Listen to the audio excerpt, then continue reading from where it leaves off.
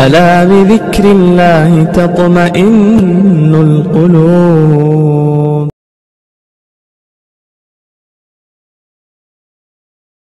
محترم حضرات، بزرگوں اور بھائیوں، گزشتہ 2 جمعوں سے شرک کے تعلق سے اور بت پرستی کے تعلق سے چند باتیں عرض کی جا رہی ہیں۔ دراصل ہم بت خانوں کے درمیان میں رہتے ہیں، مشرکین کے درمیان میں ہیں، کافروں کے درمیان میں، لہذا ہم سے جو غلطیاں سرزد ہوتی ہیں اور ہم سے جو خطائیں ہوتی ہیں، خطائیں ہونے کے بعد، غلطی ہونے کے باوجود ہمیں اس کا احساس نہیں ہوتا۔ جبکہ اگر ہم سیرت کو اٹھا کر دیکھیں، بزرگوں کے واقعات کو، ان کی زندگیوں کو دیکھیں تو ہمیں اندازہ ہو جائے گا کہ کفر اور شرک کیا چیز ہے اور شرک سے اللہ تبارک و تعالیٰ کتنے بیزار ہیں۔ تمام چیزوں کو اللہ تعالیٰ، تمام گناہوں کو معاف فرمانے والے ہیں، لیکن شرک کو اللہ تبارک و تعالیٰ معاف نہیں فرماتے۔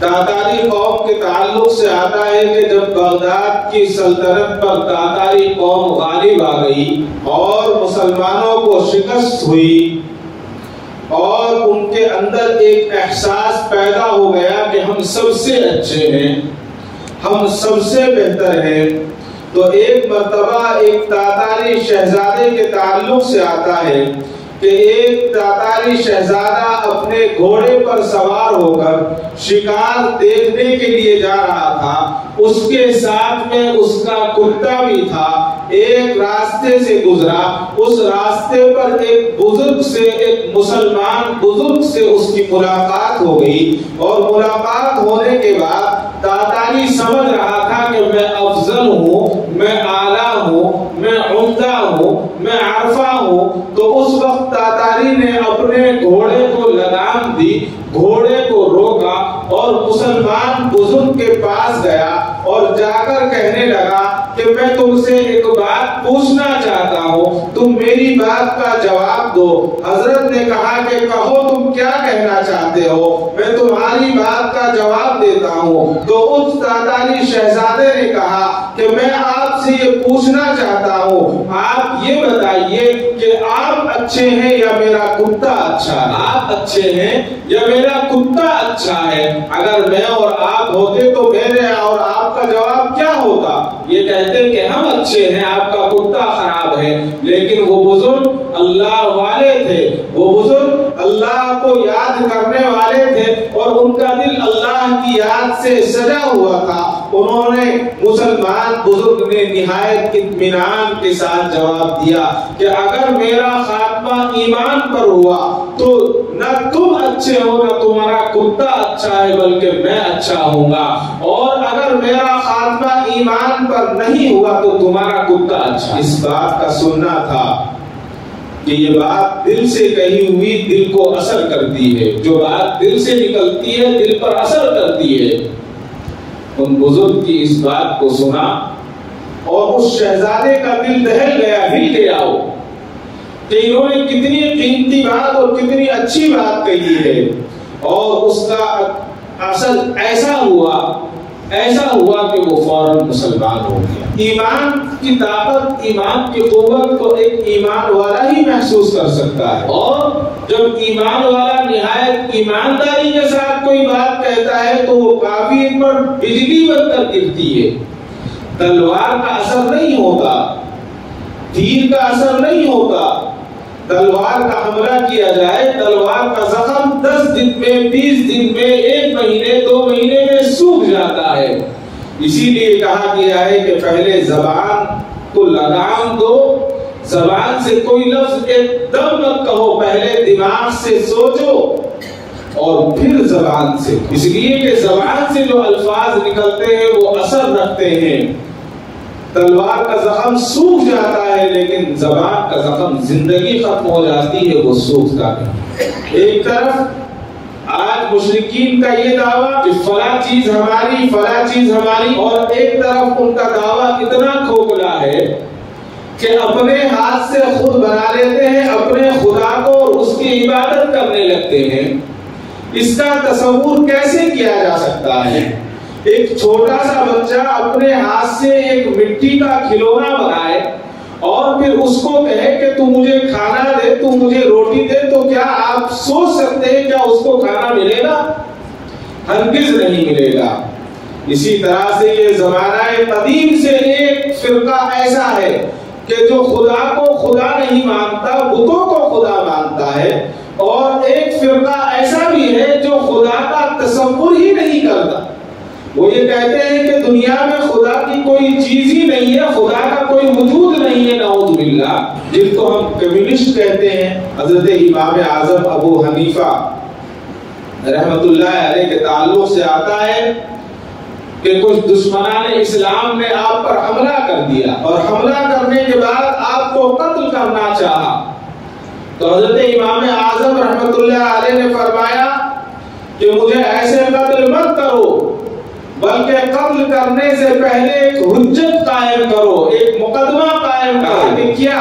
کہ حجت یہ قائم کرو کہ آپ مجھ سے کوئی مسئلہ پوچھ لو، اور اگر مجھ سے مسئلے پر بحث کرو، اور اگر مسئلے پر آپ کو کچھ یہ ہو، اس کے بعد آپ مجھے قتل کر دو، مجھے زندہ رکھو، یہ مار دو، یہ تمہاری بات ہے۔ تو انہوں نے کہا یہ تو کوئی مسئلہ ہی نہیں ہے، ہم آپ سے ایک مسئلہ پوچھیں گے، آپ اس کا جواب دیں گے، اور پھر ہم آپ کو اسی بہانے سے ایک بہانہ مل جائے گا قتل کرنے کا، تو ہم قتل کر دیں گے۔ وہ تیار ہو گئے، وہ جو دشمنان اسلام تھے، اور تیار ہونے کے بعد انہوں نے ایک وقت طے کیا، فلاں دن فلاں جگہ پر ہم آپ سے مسئلہ پوچھیں گے، اور اس کے بعد بحث ہوگی، اور جو فیصلہ ہوگا اس فیصلے پر ہم عمل کریں۔ حضرت امام اعظم ابو حنیفہ رحمۃ اللہ علیہ نے کہا کہ ٹھیک ہے، میں تیار ہوں۔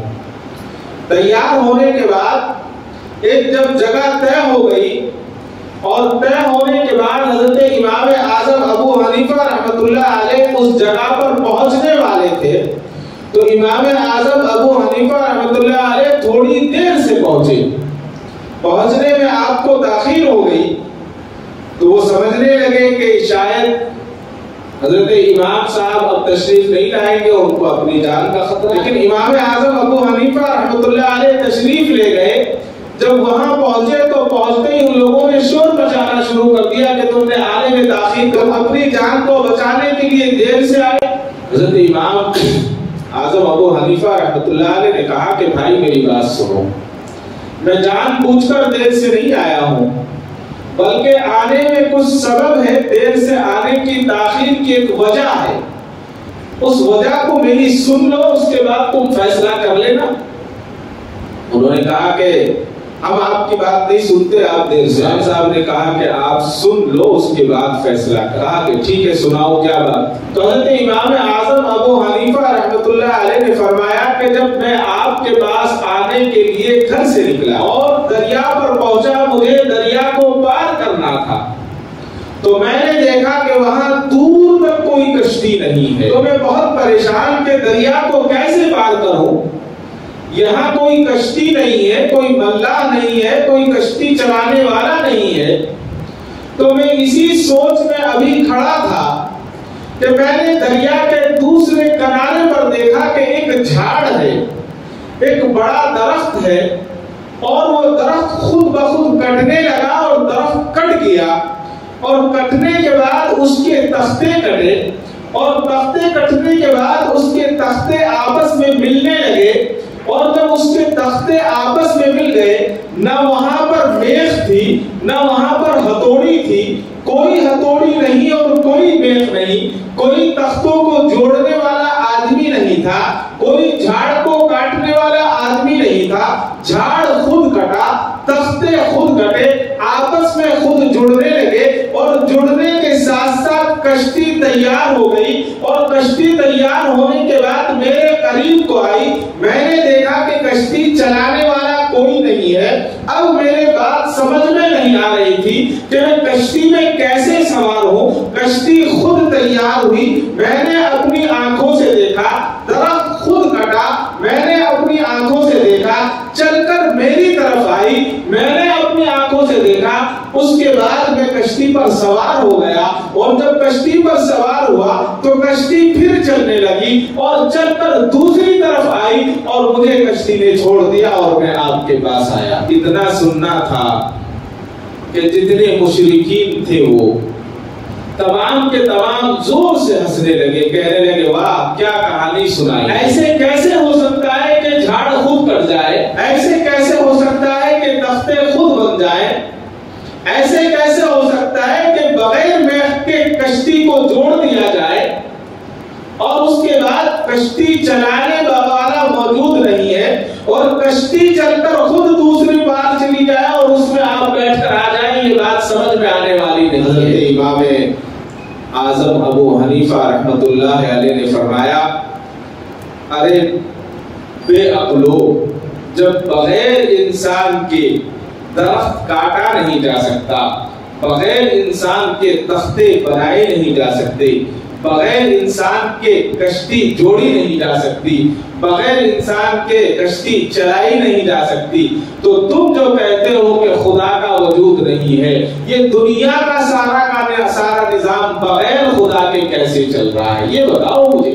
بات سمجھ میں آ گئی، بات سمجھ میں آ گئی۔ اور حضرت امام اعظم نے فرمایا کہ دنیا کا اتنا بڑا کارخانہ بغیر خدا کے کیسے چل سکتا ہے، یہ تو اللہ تبارک و تعالیٰ کی ذات ہے کہ اس کارخانے کو چلا رہی ہے، جس کو رزق پہنچانا ہے اس کو رزق پہنچاتا ہے، پیدا کرنے والا مارنے والا سب اللہ کی ذات ہے۔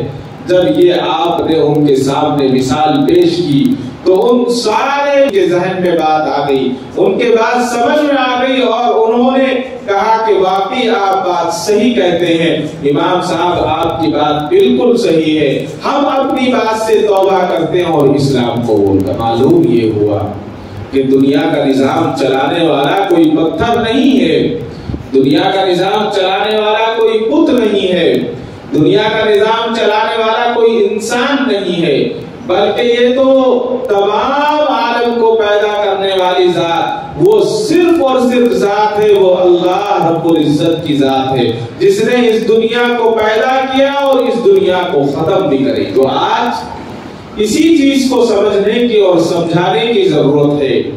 آج زمانہ جو ہے اتنا خراب ہے کہ تعلیم میں بہت زیادہ ہم آگے بڑھ گئے ہیں، لیکن ہماری عقلیں محدود ہو گئی ہیں، ہماری عقلوں کے اوپر پردے پڑ گئے ہیں۔ جس طرح سے زمانہ جاہلیت کے اندر لوگ اپنے ہاتھوں سے آٹوں کا، جیسا کہ میں نے گزشتہ جمعہ آپ سے عرض کیا تھا کہ جب ان کو کوئی خدا نہیں ملا تو آٹے کا خدا بنا لیا اور اس کی پوجا کرنے لگے، اور جب بھوک لگی پھر اسی آٹے کو توڑ کر اس کو پیس کر پھر اس کو کھا بھی لیا۔ معلوم یہ ہوا کہ اللہ تبارک و تعالیٰ نے جو یہ دنیا بنائی ہے، یہ کائنات بنائی ہے، صرف اور صرف اپنی عبادت کے لیے بنائی ہے، اور دنیا کے اندر دنیا اس وقت تک خوشحال رہ سکتی ہے، اس وقت تک کامیاب رہ سکتی ہے جب تک دنیا کے اندر عدل ہوگا، انصاف ہوگا۔ اگر انصاف قائم رہے گا تو دنیا قائم رہے گی، اور جب انصاف ختم ہو جائے گا اور اللہ کا نام لینے والے ختم ہو جائیں گے تو دنیا کو ختم کر دیا جائے گا۔ آج آپ دنیا کی حکومتوں کے نقشے اٹھا کر دیکھیے، سب سے پہلی برائی تو آج ہمیں یہ ہے کہ آج ہم پیچھے نہیں دیکھتے، اور زندگی کو کامیاب بنانے کے لیے سب سے زیادہ ضروری ہے کہ انسان پیچھے دیکھے۔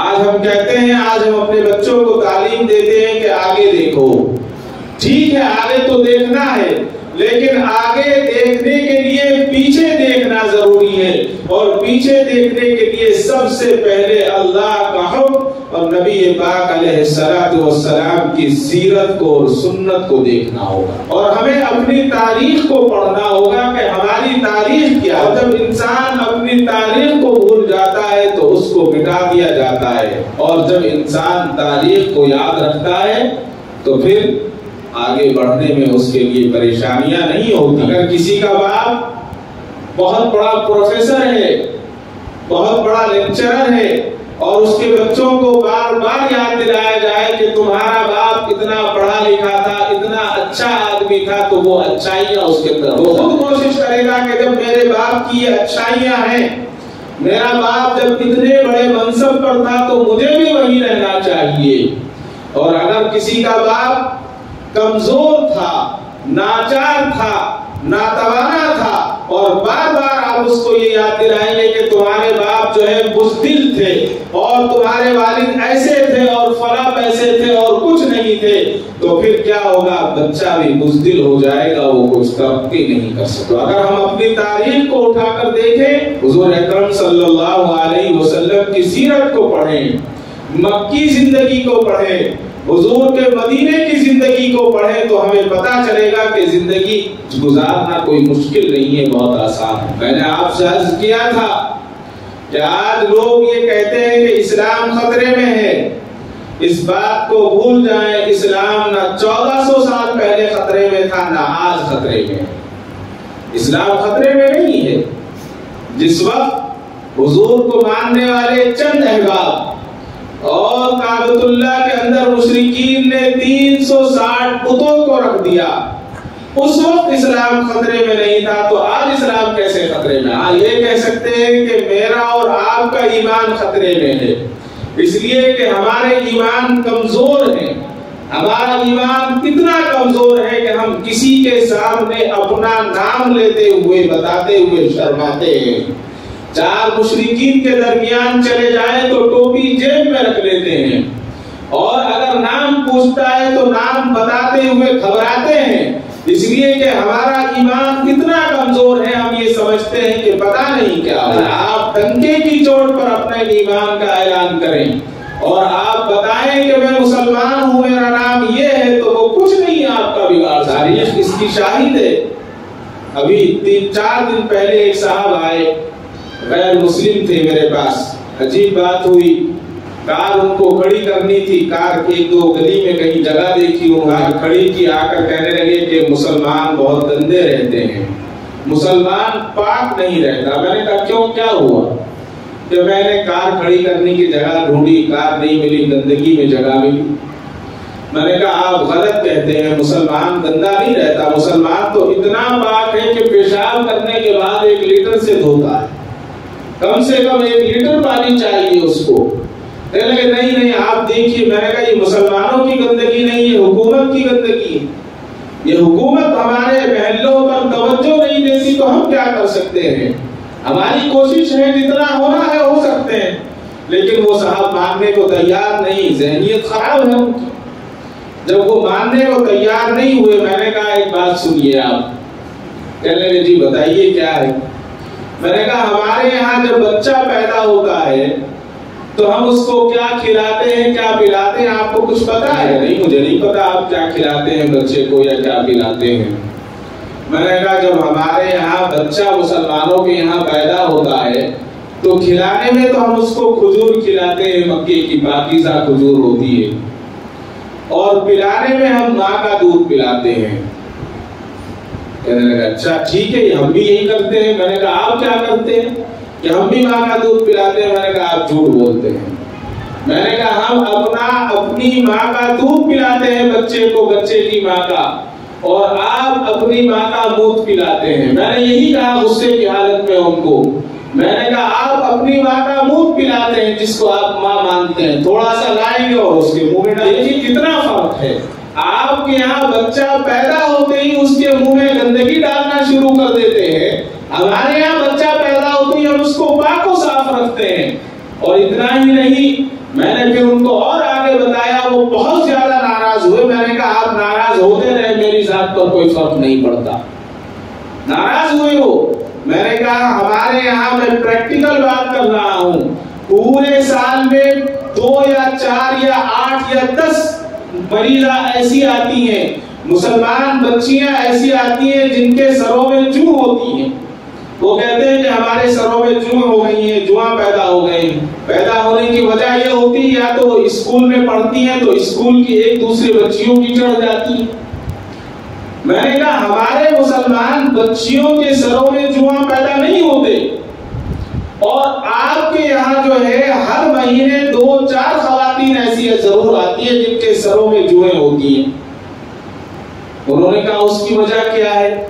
میں نے کہا اس کی وجہ وہی ہے جو آپ پیتے ہیں وہی آپ لگاتے بھی، اس لگانے کی گندگی کی وجہ سے آپ کے گھروں کی عورتوں کے سروں میں جوئیں پیدا ہوتی، آپ بتائیے نہیں ہوتی کیا؟ اس کے پاس کوئی جواب نہیں تھا، منہ بگاڑتا ہوا اٹھ کر۔ بات یہ ہے کہ ہمیں اپنی بات رکھنے میں کوئی حرج نہیں ہے، ہم اپنی بات کو مضبوطی کے ساتھ رکھیں، اس سامنے والے کے سامنے گھبرائیں نہیں۔ ہاں لڑائی کی ضرورت نہیں ہے، دنگے کی ضرورت نہیں ہے، گالی کی ضرورت نہیں ہے، ان کے خداؤں کو برا کہنے کی ضرورت نہیں ہے، اسلام اس کی اجازت نہیں دیتا کہ آپ کسی کے جذبات کو، احساسات کو آپ نقصان پہنچائیں، ان کو تکلیف دیں۔ خاموشی کے ساتھ آپ اپنی بات کو رکھیں، بات بتائیں۔ اصل میں جب انسان کی دماغی حالت خراب ہو جاتی ہے تو پھر اس کو ہر چیز ایک نظر آتی ہے، ایک ہی نظر آتی ہے۔ میں یہ عرض کر رہا تھا کہ اگر دنیا کے اندر عدل رہے گا اور جس ملک میں انصاف رہے گا تو انصاف کی بنیاد پر حکومتیں چلے گی، اور جب انصاف ختم ہو جائے گا تو اللہ تعالیٰ اس قوم کو، اس حکومت کو نیست و نابود کر۔ ہندوستان میں بتانے والے 1030 پر 4 سال بتاتے ہیں کہ مسلمانوں کی حکومت رہی، اور مستقل ایک طریقے سے بتاتے ہیں کہ 800 سال مغلوں کی حکومت رہی۔ ان حکومتوں کے درمیان کبھی کسی پر ظلم نہیں ہوا، کبھی کسی پر ظلم نہیں ہوا، نہ کوئی مندر توڑا گیا، نہ کوئی گرجا گھر توڑا گیا، نہ کسی کی ذات کو تکلیف دی گئی۔ اس زمانے میں 600 سال صرف حکومتیں بڑی نہیں ہوا کرتی تھی جیسے آج پورا ہندوستان ایک ایسے نہیں تھا، بلکہ ریاست میسور ایک ہے، بیجاپور ایک ہے، اس طرح چھوٹی چھوٹی کئی سو حکومتیں تھی۔ کچھ بتاتے ہیں کہ 3600 تھی، کوئی بتاتے ہیں 1600 تھی، وہ اللہ ہی جانے کتنی تھی، مختلف تاریخوں میں مختلف وجوہات لکھی ہیں۔ لیکن یہ جو حکومتیں تھی یہ سب انصاف پر مبنی تھی۔ صرف یو پی کے اندر 600 سال مسلمانوں کی حکومتیں رہی جو نواب رہے، بڑے بڑے جاگیردار، بڑے بڑے نواب رہے۔ 600 سال کی حکومت، اور مسلمان کتنے پرسنٹ تھا؟ مسلمانوں کے تعلق سے آتا ہے کہ صرف 14% مسلمان تھا۔ ان 14% مسلمانوں نے 600 سال حکومت کی، لیکن کبھی ایک چھوٹے سے مندر کو کسی کو نقصان نہیں پہنچایا، اور کبھی ایک غیر مسلم کو پکڑ کر زبردستی مسلمان نہیں بنایا۔ اپنی مرضی سے راجا مہاراجا سب کے سب مسلمان ہوتے رہے، خود ہوتے رہے، وہ بات الگ رہی۔ اس کی ایک بالکل ایک مستقل ایک تاریخ ہے۔ اگر اس تاریخ پر گفتگو کی جائے تو میں سمجھتا ہوں کہ جمعہ کا 1 گھنٹے کے حساب سے کیا جائے تو 1 سال بھی کم ہے۔ اور ایک آپ کو بہت ہی عجیب بات بتاؤں، آپ کو تعجب ہوگا کہ آج جو مسجد، مندر اور گرجا گھر کا جھگڑا ہے ہندوستان کے اندر، اور بت پرستوں کے اندر مندر کا جھگڑا ہی نہیں تھا۔ ہندوؤں کو یہ پتا ہی نہیں تھا کہ مندر بنایا جاتا ہے اور مندر ہوتا بھی کیا ہے۔ آپ ان کی تاریخ کو اٹھا کر دیکھیے، عجیب تاریخ ہے کہ ان کی تاریخ میں کہیں لکھا نہیں ہے کہ مندر کس نے بنایا سب سے پہلے، کہیں مندر کی تاریخ نہیں ہے۔ مجھ سے اور آپ سے پوچھا جائے کہ مکے کی تاریخ، مدینے کی تاریخ، مسجد کی تاریخ، ساری تاریخیں ہمارے پاس موجود ہیں، لیکن ہندوازم کی تاریخ میں مندر لفظ کا کوئی لفظ ملے گا ہی نہیں، بلکہ جین اور بدھسٹ جو تھے یہ ہندوؤں میں سب سے پہلے یہ ہوئے، اور انہوں نے جو ہے مندر کے جگہ ٹیلے بنانے شروع کیے۔ ٹیلا کس کو کہتے ہیں؟ ٹیلا کہتے ہیں مٹی کا ایک بڑا سا جو ہے مٹی کو ڈال کر گول بنا دیا یا اونچی کر دیا، جیسے اسٹیج بناتے ہیں، اور اس کے اوپر اپنے رشی کو یا منی کو بٹھا کر اس کا بھاشن، اس کا بیان سنا، اس کو ٹیلا کہتے ہیں، اونچی جگہ کو۔ بس ان کے یہاں جو پوجا کرنے کا معاملہ تھا، یہ پوجا کرنے کا معاملہ جھاڑوں کا تھا۔ جھاڑ کی پوجا ہوتی، آسمان کی پوجا ہوتی، سورج کی پوجا ہوتی، چاند کی پوجا ہوتی، یہ ان کے یہاں پوجاؤں کا تصور تھا، مندر کا تصور نہیں تھا۔ مسلمانوں نے سن 500 ہجری سے 700 ہجری کے درمیان مندروں کا وجود قائم ہوا۔ کیسے ہوا، کیا ہوا، یہ کہیں تاریخ میں نہیں ملتا۔ اس کے بعد جب مغلوں کا حکومت کا دور آیا تو مغلوں کے دور میں مغلوں بادشاہوں نے ان کے مندروں کو جائیدادیں مہیا کی۔ اور اس سے پہلے کیا ہوا کرتا تھا؟ اس سے پہلے یہ ہوا کرتا تھا کہ ایک راجا دوسرے راجا کے مندر پر حملے کر دیا کرتے تھے، ایک راجا دوسرے راجاؤں کی مورتیوں کو توڑ دیا کرتے تھے۔ اس لیے توڑا کرتے تھے کہ اس کی مورتی خوبصورت ہے تو میری مورتی اس سے زیادہ خوبصورت ہونی چاہیے، توڑ دیتے۔ اس سے زیادہ کیا ہوتا کہ ان کے مال زیورات ان کو پہنائے جاتے تو اس کو لوٹنے کے لیے توڑ دیتے۔ یہ کوئی مسلمان نہیں کیا کرتے تھے، یہ ایک راجا دوسرے راجا کے ساتھ کیا کرتا تھا۔ تو اس کی تاریخ کو ملتی ہے کہ ہزاروں مندروں کو توڑا گیا اور کسی مسلمان نے اس کو نہیں توڑا، بلکہ ایک راجا نے دوسرے راجا کے مندروں کو توڑا، ان کو مسمار کیا، ان کو لوٹا اور سب سے پہلے گنیش کی مورتی کو توڑا گیا۔ یہ اس میں تاریخ میں ملتا ہے۔ اب نہ تو اس سے ہمیں دلچسپی ہے، نہ ہمیں اس سے زیادہ شاہکاری ہے، نہ ہم اس میں زیادہ گھستے ہیں کہ ہم اس کو پڑھیں، اس کو دیکھیں۔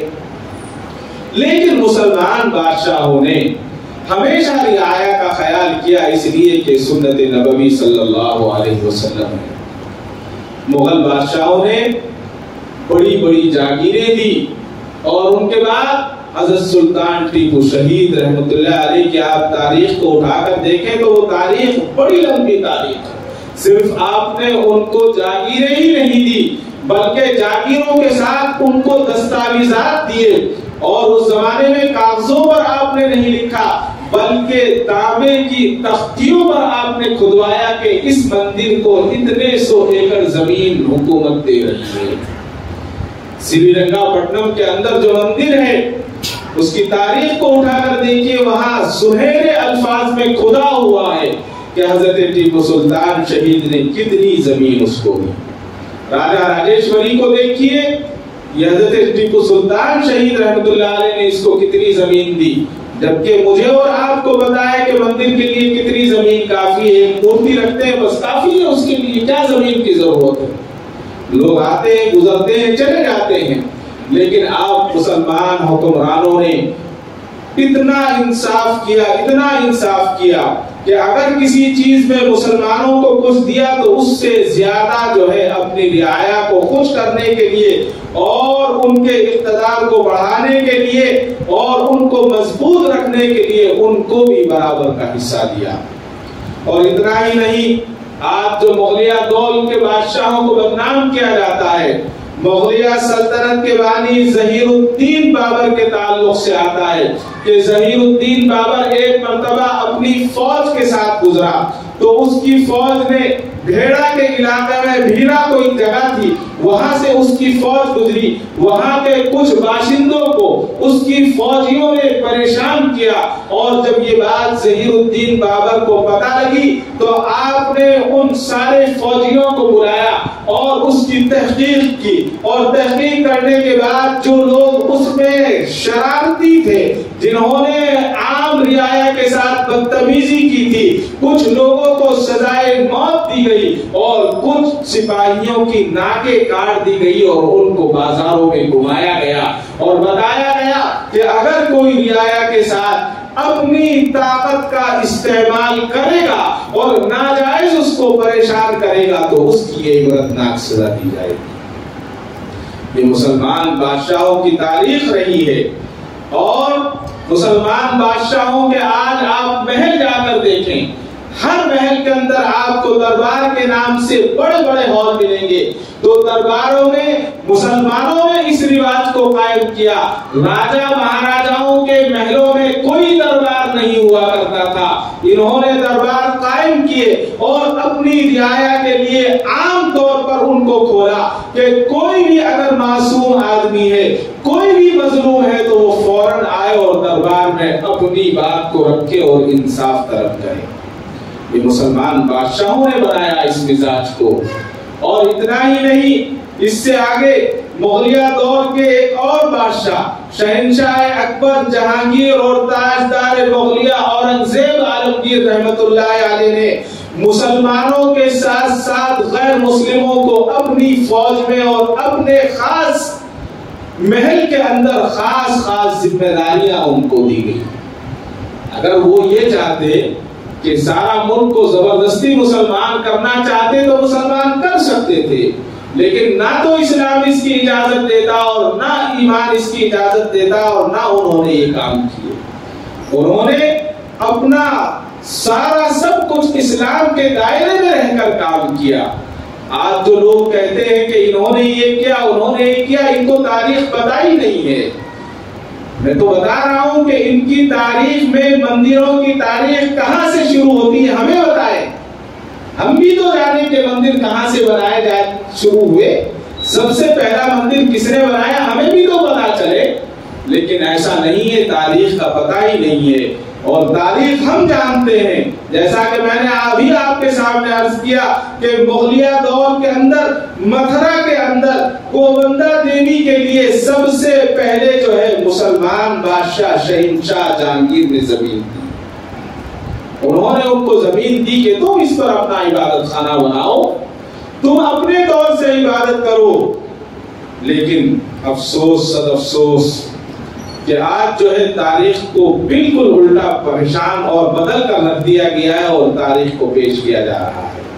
ہماری تاریخ سنہری تاریخ ہے، اور کیسی سنہری تاریخ؟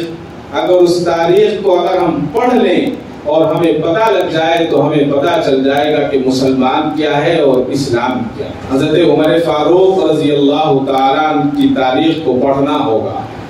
دوسرے خلیفہ، پہلے خلیفہ حضور کے بعد حضرت ابو بکر صدیق رضی اللہ تعالیٰ عنہ ہوئے، پھر اس کے بعد حضرت عمر فاروق رضی اللہ تعالیٰ عنہ ہوئے جن کو امیر المومنین کا لقب دیا۔ حضرت عمر فاروق رضی اللہ تعالیٰ عنہ نے وہ کارنامے انجام دیے کہ مسجدوں میں آپ نے مؤذنوں کی تنخواہیں متعین کی، مسجد نبوی کے اندر رات کو چراغ کا انتظام کیا، آپ نے فوجی نظام کو قائم کیا، اور اس کے علاوہ ڈاک کے نظام کو قائم کیا، پولیس کے نظام کو قائم کیا، تعلیم کے نظام کو قائم کیا، یتیم اور بیواؤں کے لیے وظیفوں کے نظام کو قائم کیا۔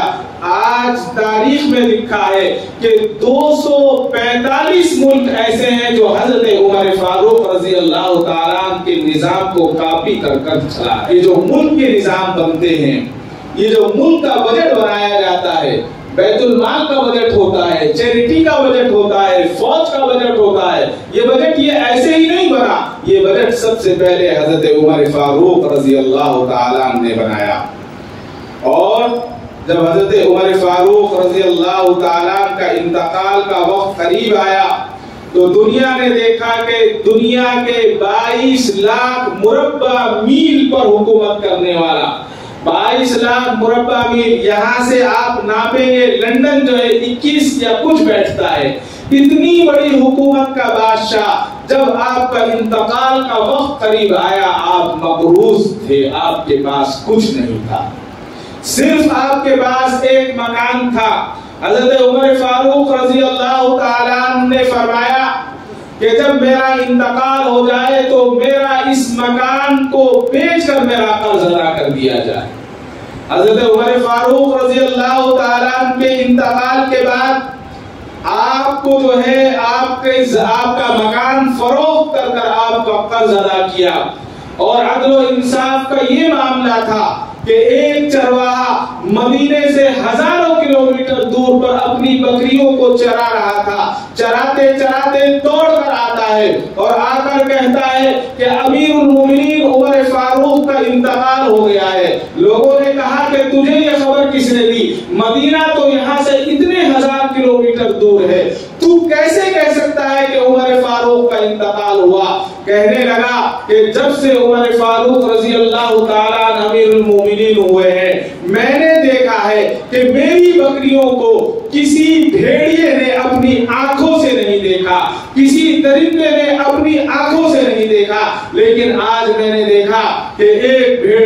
میری بکری کا بچہ لے کر چلا گیا ہے، مجھے یقین ہو گیا ہے کہ حضرت عمر فاروق کا انتقال ہو گیا ہے۔ اطلاع ملی کہ واقعی حضرت عمر فاروق اللہ کی بارگاہ میں حاضر ہو گئے۔ یہ انصاف تھا، اور صرف انہی کا انصاف نہیں، آپ تاریخ کو جھانک کر دیکھیں، اس کے بعد جو آنے والے ہیں حضرت عمر بن عبدالعزیز کے تعلق سے آتا ہے کہ حضرت عمر بن عبدالعزیز رحمت اللہ علیہ جب آپ کو گورنر بنانے کے لیے مدینہ منورہ بھیجا گیا، اس سے پہلے آپ ایک خاندانی رئیس تھے، شاہانہ زندگی گزارا کرتے تھے۔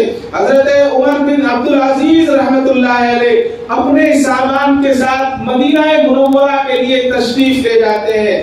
80 اونٹ پر حضرت عمر بن عبدالعزیز کا سامان لدا ہوا ہے، اور 80 اونٹ پر بیٹھنے کے بعد مدینہ پہنچتے ہیں۔ اس کے اندر 30 اونٹ ایسے تھے جس میں صرف اور صرف عمر بن عبدالعزیز کا اکیلوں کا سامان تھا۔ اور عمر بن عبدالعزیز کی زندگی ایسی شاہانہ زندگی کہ جس گلی سے، جس بازار سے عمر بن عبدالعزیز گزرتے، لوگ کہا کرتے تھے کہ عمر بن عبدالعزیز کا گزر ہوا ہے۔ اتنی خوشبو آیا کرتی تھی، ایسا شاہانہ لباس پہنا کرتے تھے، لوگ دیکھ کر کہا کرتے تھے کہ کہیں کا بادشاہ جا رہا ہے۔ لیکن جب مدینہ پہنچے، مدینے میں آپ نے خطبہ دیا اور سارے مسلمانوں سے کہا کیا آپ مجھ سے بیعت کرنے کے لیے تیار ہیں؟ کیا آپ مجھے گورنر بنانے کے لیے تیار ہیں؟ مدینے کے لوگوں نے کہا ہم آپ کو اپنا گورنر تصور کرتے ہیں اور مانتے ہیں، آپ کے ہاتھ پر بیعت کرتے ہیں۔ تو وہی عمر بن عبدالعزیز نے اپنا سارا کا سارا مال بیت المال کے اندر جمع کر دیا، اور اپنی بیوی حضرت فاطمہ سے کہا کہ دیکھو مجھے حکمرانی ملی ہے، یہ حکمرانی نہیں بلکہ یہ جو ہے مسلمانوں کی خدمت کا موقع ملا ہے۔ اگر یہ مجھے خدمت کا موقع ملا ہے، تم میرے ساتھ رہنا چاہتی ہو تو رہ سکتی ہو، اور اگر تم ساتھ نہیں رہنا چاہتی تو میں تمہیں طلاق دینے کے لیے تیار ہوں۔ بیوی بھی نیک تھی، بیوی نے کہا کہ نہیں میں آپ کے ساتھ رہوں گی۔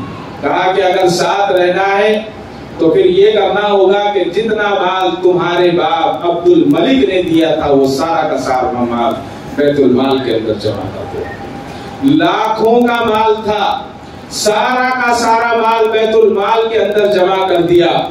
اس کے بعد ایک مختصر سا وظیفہ طے کیا گیا، اور اس وظیفے پر اپنی گزر بسر کی، اور گزر بسر بھی ایسی کہ ایک مرتبہ انگور کھانے کا دل ہوا تو اپنی بیوی کے پاس آئے اور اپنی بیوی سے کہا کیا آج تمہارے پاس 1 درہم ہے؟ میرا دل چاہتا ہے کہ میں انگور کھاؤں۔ تو ان کی بیوی نے کہا اتنی بڑی سلطنت کا مالک، اتنی بڑی سلطنت کا خلیفہ، کیا اس کے پاس انگور کھانے کے لیے 1 درہم نہیں ہے؟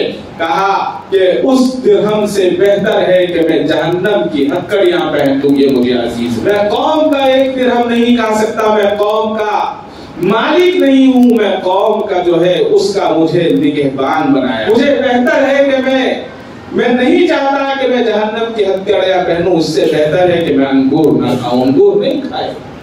عمر بن عبدالعزیز بیمار ہو گئے، بچوں کو بلایا۔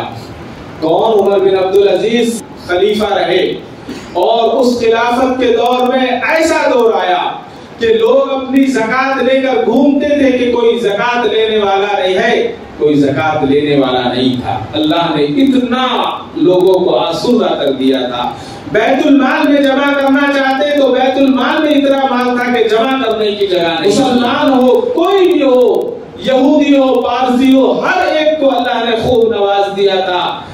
امیر المومنین عمر بن عبدالعزیز نے اعلان کر دیا کہ جتنا اناج ہے، جتنا مال ہے، جتنا کھانے کی غذائیں ہیں، جنگلوں میں بکھیر دی جائے، پہاڑوں پر اناج کو پھیلا دیا جائے، تاکہ عمر بن عبدالعزیز کی رعایا میں جو پرندے اور چرندے ہیں وہ بھی بھوکے نہ رہیں۔ اس کے بعد بیمار ہوئے، بیٹوں کو بلایا، بلا کر کہا کہ میرا دل یہ چاہتا تھا کہ میں تمہیں چاہوں تو دنیا دوں اور چاہوں تو آخرت کی کامیابی دوں، لیکن دل نے یہ چاہا کہ میں تمہیں آخرت کی کامیابی دے دوں، تاکہ کل قیامت کے دن تمہارا یہ بوڑھا باپ رسوا نہ ہو، اللہ اور اس کے رسول کے سامنے جا کر رسوا نہ ہو، لہٰذا میں نے تمہارے لیے کچھ نہیں چھوڑا، اب میرا آخری وقت آ چکا ہے، میں نے تمہیں جو دیا ہے صرف دینی تعلیم دی اور دین دیا ہے، تمہارا نگہبان اور تمہارا محافظ صرف اللہ ہے، تمہاری حفاظت کرنے والا اللہ ہے، تمہیں اللہ کے سپرد کرتا ہوں۔ حضرت عمر بن عبدالعزیز کے نسبتی برادر آپ کے سالے صاحب گھر آئے، عمر بن عبدالعزیز کو دیکھا جو شاہانہ لباس پہننے والا، جس کے گزرنے سے خوشبوئیں آیا کرتی تھی، دیکھا کہ پرانا میلا اور پھٹا ہوا کرتا پہنے ہوئے ہے اور اس کرتے پر بھی چمڑے کے پیوند لگے ہوئے ہیں۔ اپنی بہن سے کہا خلیفہ سے ملنے کے لیے بڑے بڑے رؤسا آ رہے ہیں، بڑے بڑے مالدار آ رہے ہیں، کرتا بہت میلا ہے، عمر بن عبدالعزیز کے کرتے کو بدل دو۔ بہن خاموش رہی، پھر کہا کہ کرتے کو بدل دو تاکہ لوگ آنے والے ملیں اور دیکھیں کہ عمر بن عبدالعزیز اچھے کرتے میں بیٹھے ہوئے ہیں۔ بہن کے آنسو نکل گئے، کہا کہ تمہارے بھائی کے پاس صرف ایک جھبا ہے، جب ضرورت پڑتی ہے اسی کو دھو لیتے ہیں اور اسی کو پہن لیتے ہیں، اسی کو دھو لیتے ہیں اور اسی کو پہن لیتے ہیں، اس کے علاوہ کچھ نہیں ہے۔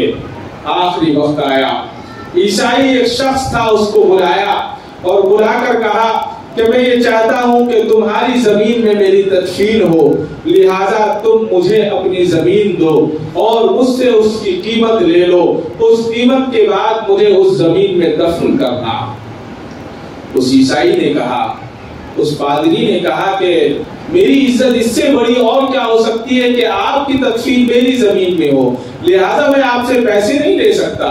کہا کہ نہیں، ایسے نہیں ہوگا، بلکہ آپ کو پیسے لینے ہوں گے اور پیسے لے کر اس کے بعد میری تدفین اس زمین پر کرنا۔ رعایا میں سے کچھ لوگوں نے کہا کہ حضرت عمر کے بعد جو ہے جگہ خالی ہے، روزہ مبارک کے اندر آپ کی تدفین کر دی جائے۔ عمر بن عبدالعزیز نے کہا کہ یہ مجھے منظور نہیں ہے کہ آقا کی کمر جہاں رکھی ہو وہاں ایک غلام کی کمر لگے، غلام آقا کے برابر میں لیٹے، یہ مجھے منظور نہیں ہے۔ بس مجھے یہ منظور ہے کہ میرے پاس حضور اکرم صلی اللہ علیہ وسلم کے ناخن مبارک ہیں اور میرے پاس حضور اکرم صلی اللہ علیہ وسلم کے بال مبارک ہیں، آپ ان کو لے لیں اور لینے کے بعد آپ ان کو میرے کفن کے اندر رکھ دیں اور میری تدفین کر دیں، یہ میرے لیے کافی ہے۔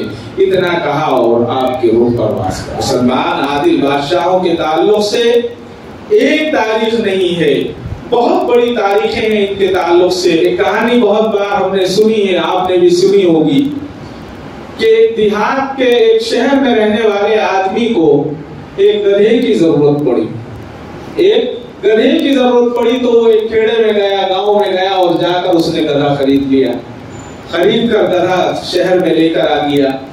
گدھے کو روزانہ تازہ گھاس، تازہ چارہ کھانے کی عادت، کھیڑے میں تھا، تازہ تازہ کھاتا تھا۔ اب شہر میں آنے کے بعد سوکھا چارہ کھانا چھوڑ دیا، گدھا دبلا ہو گیا۔ گدھا کا مالک ایک دن آیا، کہا کہ گدھے کی کیا حالت ہے؟ کہ بہت خراب حالت ہے۔ کیوں؟ کہنے لگے چارہ ہرا ملتا نہیں ہے، سوکھا کھاتا نہیں ہے۔ انہوں نے کہا کہ بھائی آپ تو آدمی ہیں، آپ کیوں پریشان ہو رہے ہیں؟ بہت آسان سا طریقہ ہے۔ کیا طریقہ ہے؟ کہا کہ ایک ہرا چشمہ بنوا لو، ہرا کور بنوا لو اور اس گدھے کی آنکھوں پر لگا دیا اور چارہ ڈال دیا۔ تو انہوں نے کیا کیا کہ ایک کور بنوایا پلاسٹک کا، یا کیسا اس زمانے میں چشمہ ہوگا، جب چارہ کھلانے کا وقت آتا تو پہلے گدھے کو چشمہ پہناتے اور پھر چارہ ڈالتے، تو وہ چارہ جو ہے ہرا نظر آتا تھا اور گدھا خوب پیٹ بھر کر چارہ کھانے لگا اور کچھ دنوں میں پہلے جیسا موٹا ہو گیا۔ اسی طرح سے اس وقت ہمارے ملک کے گدھوں کے آنکھوں پر جو ہے وہ چشمہ لگا ہوا ہے۔ حقیقت یہی ہے کہ بزرگوں نے کہا ہے کہ بکری کو چارہ کھلاؤ تو وہ دودھ دیتی ہے اور سانپ کو دودھ پلاؤ تو وہ کاٹتا ہے۔ تو اسی لیے کہا گیا ہے کہ مشرکین سے دوستی نہ کرو، مشرکین سے دوستی نہ کرو، مشرکین سے تعلقات رکھو۔ تعلقات کو منع نہیں کیا گیا ہے، دوستی صرف اللہ سے ہے یا پھر مومن سے ہے۔ اللہ تبارک و تعالی مجھے اور آپ کو کہنے سننے سے زیادہ عمل کی توفیق عطا فرمائے۔ کعبے پہ پڑی جب پہلی نظر، کیا چیز ہے دنیا بھول گیا، کیا چیز ہے دنیا بھول گیا۔